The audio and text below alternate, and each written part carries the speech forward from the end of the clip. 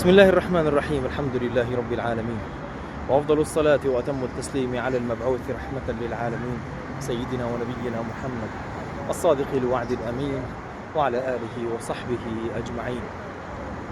عن عائشة رضي الله عنها أنها قالت: قلت يا رسول الله على النساء جهاد؟ قال: نعم، عليهن جهاد لا قتال فيه، الحج والعمرة. من مسجد أم المؤمنين السيدة عائشة الصديقة بنت الصديق رضي الله عنها وعن أبيها: أدنى أرض الحل لأرض الحرم ميقات أهل مكة المكرمة والمقيمين فيها. أتينا نزف البشرى بأجر عمرة.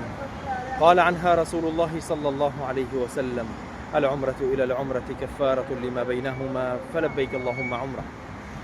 عن الراجية لرحمتك المفتقرة إلى عفوك وغفرانك المكرمة سهام فاضل عبد، سائلين المولى عز وجل أن يتقبلها منها وأن ييسرها لنا وأن يرزقها بها الجنة وأن يكفر عنها سيئاتها ويغفر لها ذنوبها وأن يضاعف لها من حسناتها، إنه ولي ذلك والقادر عليه.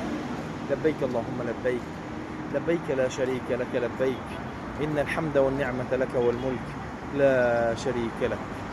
وإن حبسني حابس فمحلي حيث حبست.